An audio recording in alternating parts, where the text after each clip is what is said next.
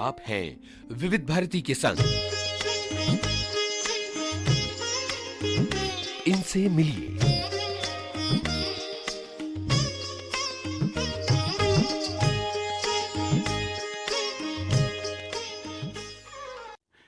इनसे मिलिए इस कार्यक्रम में सभी सुनने वालों का स्वागत है। दोस्तों, 15 जनवरी 2024 से 14 फरवरी 2024 तक राष्ट्रीय सड़क सुरक्षा माह मनाया जा रहा है और इस अवसर पर आज सुनिए समाज सेवी रविंद्र कासखेड़ीकर से रेणु चतुर्वेदी की बातचीत। दोस्तों नमस्कार। जान है तो जहान है। चाहे हम घर में रहें या घर से बाहर जाएं और किसी भी वाहन का इस्तेमाल करें, हम चाहते हैं कि हम सुरक्षित घर से निकलें और वापस भी आएं वैसे ही सुरक्षित तौर पर, क्योंकि लोग घर में इंतज़ार कर रहे होते हैं। लेकिन ये सुरक्षा कितनी सही है, किस हद तक हम सुरक्षित हैं, नहीं हैं। कभी कभी अपनी गलती से और कभी कभी किसी और की गलती से भी हम किसी दुर्घटना का शिकार हो जाते हैं। आंकड़े बहुत सारे ऐसे हैं जो हमें चौंकाते हैं। जी हाँ, 2022 के हिसाब से लगभग 4.5 लाख से भी अधिक लोग सड़क पर दुर्घटनाग्रस्त हुए और 1.5 लाख से भी ज़्यादा लोगों ने अपनी जान से हाथ धो दिया। जी हाँ, उनकी जान चली गई।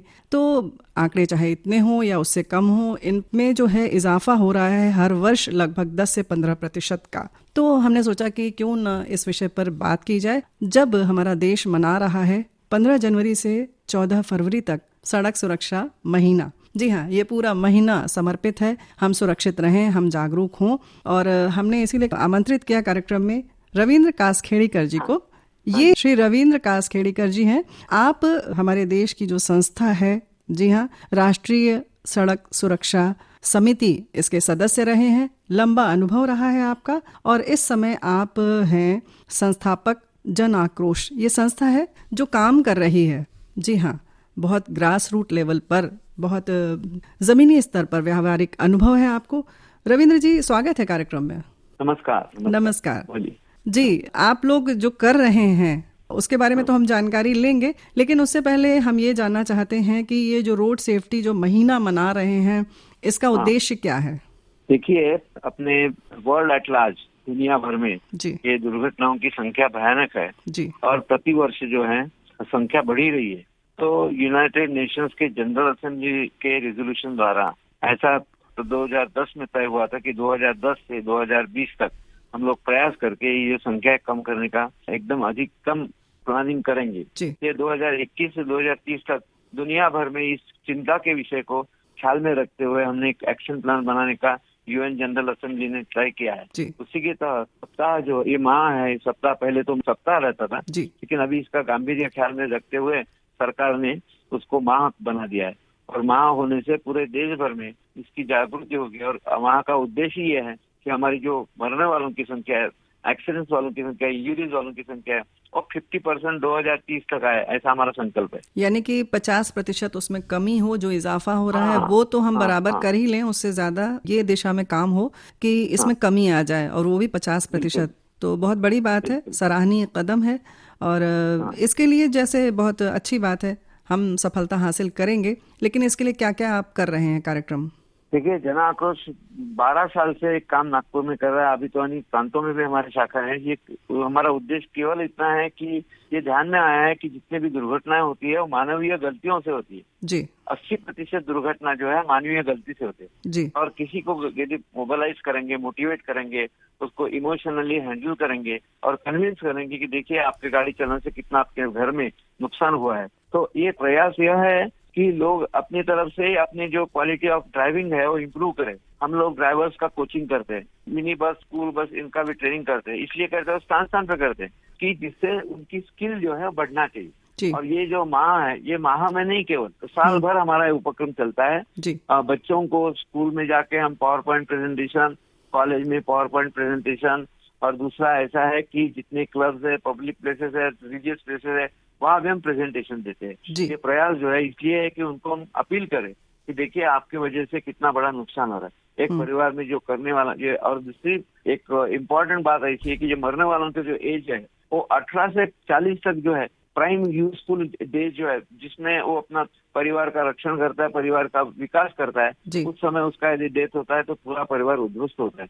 बिल्कुल। इस बात को म्यूचुअली बताते हैं और हमको बहुत अच्छा रिस्पांस मिल रहा है। जी बिल्कुल, बहुत सही बात है। परिवार के साथ साथ पूरे देश के लिए इस उम्र के जो नागरिक होते हैं वो देश के विकास में भी बहुत सहयोगपूर्ण भूमिका निभाते हैं, क्योंकि ऊर्जा जो होती है जीवन की इस वक्त सबसे ज्यादा होती है 18 से 40 वर्ष की आयु में, तो बहुत बड़ी बात है। मैं आपको बताऊं कि जी। जीडीपी जो है 3% जीडीपी जो है अपना जी। ग्रॉस डोमेस्टिक इनकम, उसका असर जो है ये दुर्घटनाओं से होता है। जी। यदि हम दुर्घटनाओं की संख्या कम करेंगे तो ये जीडीपी इम्प्रूव होगा और हमारा जो आर्थिक जो स्थान है दुनिया में वो बढ़ेगा।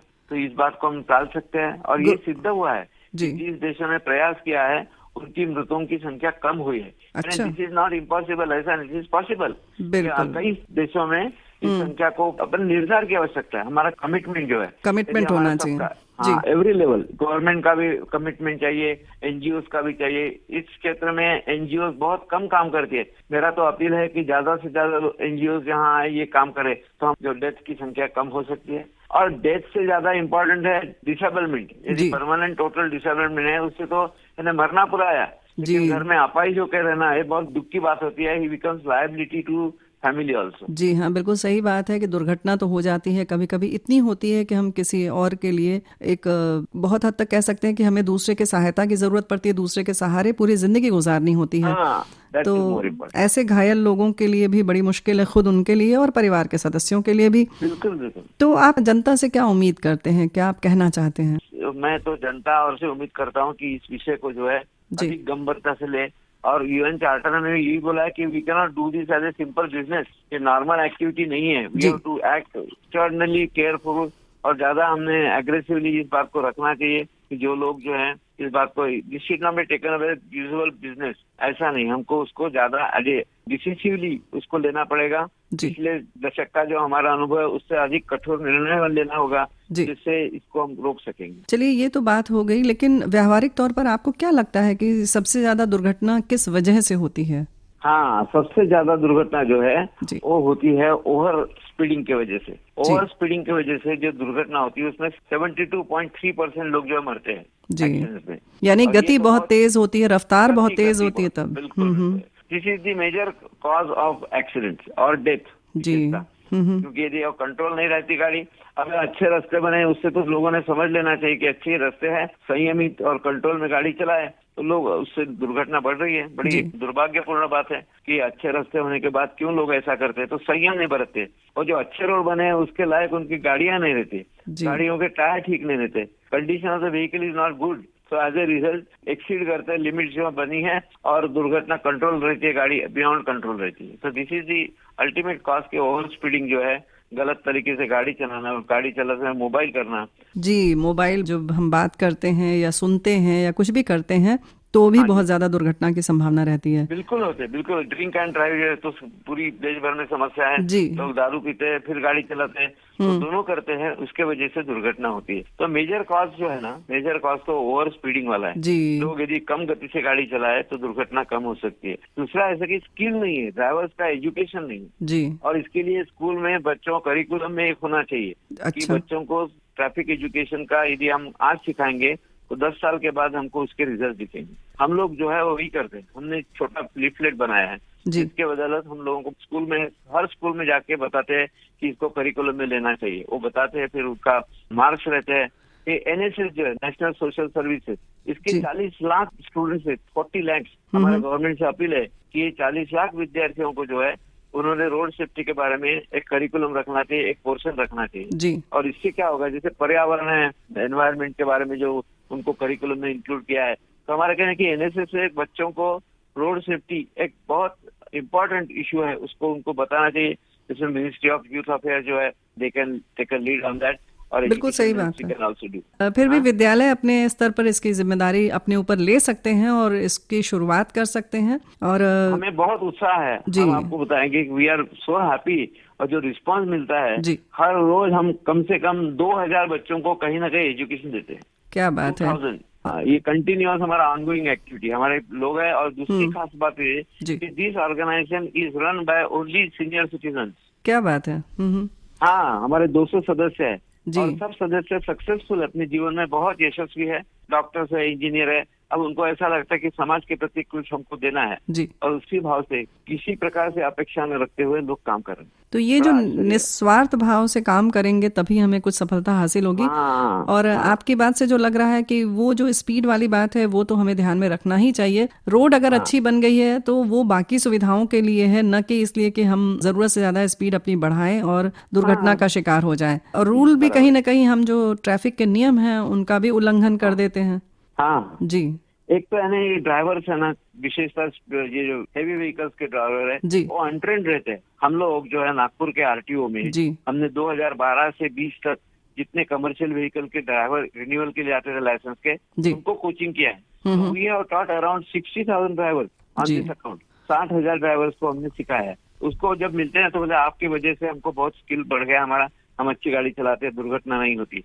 तो इसके अरेंजमेंट हमको करना पड़ेगा। देश में ड्राइविंग का जो एजुकेशन है, स्किल जो है, जी। उसके एजुकेशन सेंटर्स होना चाहिए। तो ये बात बिल्कुल सही है। और इसके लिए जो आप कह रहे हैं कि हमारे बहुत सारे जो साथी हैं जो कार्यक्रम इस वक्त सुन रहे हैं, पहले तो वो ड्राइवर भाई बंधु जो हैं वो खुद भी कोशिश करें कि कहाँ से जानकारी हासिल करें और खुद दक्ष हों इस दिशा में। और उसके साथ साथ जैसे आप एनजीओ चला रहे हैं वैसे और भी लोग इस तरीके की मुहिम चला सकते हैं अपने अपने शहर में, अपने अपने स्थान पर, ताकि कुछ लोगों को इकट्ठा करें और समाज के प्रति जो हमारी जिम्मेदारी है उसे महसूस करें।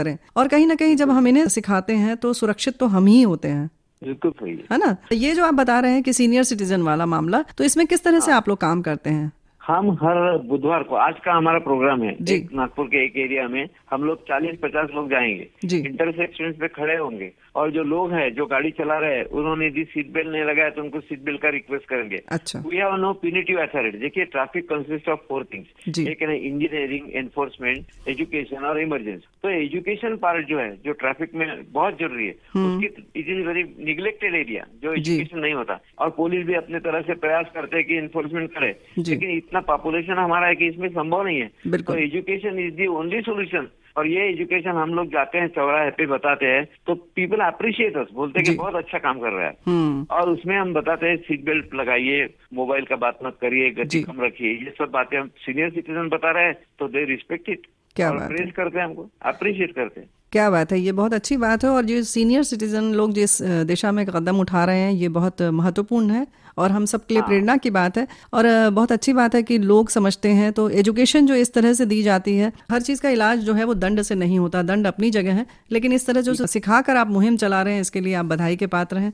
जन आक्रोश फॉर बेटर टुमारो इस संस्था की स्थापना नागपुर में 12 साल पूर्व हुई है। आज संस्था का विस्तार शीघ्र गति से हो रहा है। देश के 10 राज्यों में कार्य प्रारंभ हुआ है, लेकिन अधिक कार्य की आवश्यकता है। आप सभी से निवेदन है इस कार्य में जुड़े और अधिक जानकारी के लिए आप रविंद्र कास्केड़ीकर, सचिव जन आक्रोश फॉर बेटर टुमारो नागपुर के मोबाइल नंबर 9422105911 पे संपर्क कर सकते हैं। फिर से नंबर बताता हूँ, 9422105911। बहुत बहुत धन्यवाद रविंद्र कास्केड़ीकर जी, बहुत बहुत धन्यवाद। धन्यवाद, थैंक यू। बहुत बहुत धन्यवाद।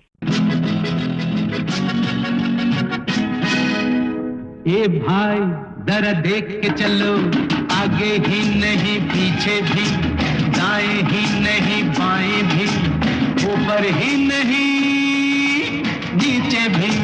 ए भाई जरा देख के चलो, आगे ही नहीं पीछे भी, दाएं ही नहीं बाएं भी, ऊपर ही नहीं नीचे भी।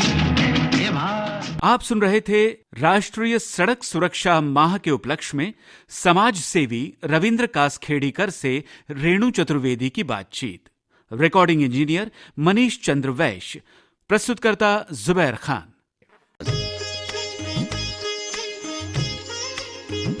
इनसे मिलिए,